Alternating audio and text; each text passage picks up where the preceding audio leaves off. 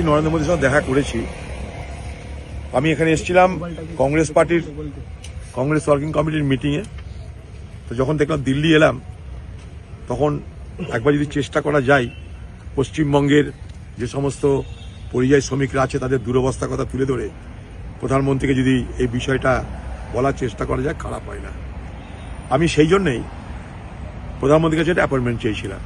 ঘটনাচক্রে অ্যাপয়েন্টমেন্টটা পেয়ে গেছিলাম এবং পেয়ে যাওয়ার সঙ্গে সঙ্গে দেখা করে তাকে বোঝালাম যে পশ্চিমবঙ্গ থেকে লক্ষ লক্ষ পরিযায়ী শ্রমিক তারা বাইরের রাজ্যে থাকে, তাদের উপরে অত্যাচার হচ্ছে, অন্যায় অত্যাচার হচ্ছে এবং সবথেকে বড় কথা এগুলো বিজেপি শাসিত রাজ্যে হচ্ছে। এটা আপনাদের দেখা দরকার। এরকম লক্ষ লক্ষ পরিযায়ী শ্রমিক আছে বাংলায়। এটা গেল এক।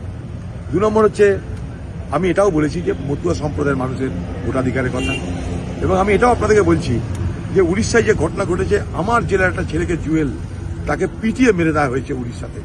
আমি আপনারা জানেন কিছুদিন আগে আমি পানিপথেও গেছিলাম এই পরিযায়ী শ্রমিকদের জন্য, এবং আমি আগেও আগামী দিনে উড়িষ্যাতেও যাব এই পরিযায়ী শ্রমিকদের জন্য। আমি বাংলার পরিযায়ী শ্রমিকদের উপরে কোনো অত্যাচার কোথাও হলে, কোনো রাজ্যে হলে পশ্চিমবঙ্গ সরকার কি করবে জানি না। আমি হেরেছি এটাও আমি জানি।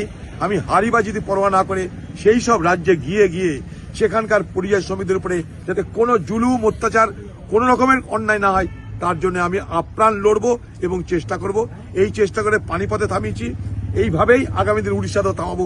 কথা দিয়ে গেলাম, আমি উড়িষ্যাতেও যাব খুব তাড়াতাড়ি।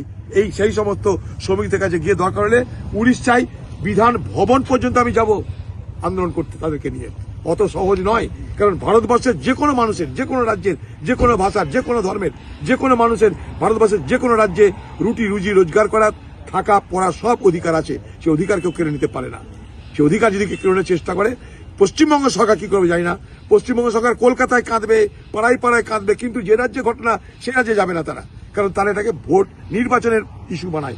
আমি নির্বাচনের জন্য নয়, সেই সমস্ত মানুষদের উপরে, সেই সমস্ত পরিযায়ী শ্রমিকদের উপরে অমানবিক অত্যাচার হচ্ছে, তার মোকাবেলা করতে যাব আমি। দাদা, আপনি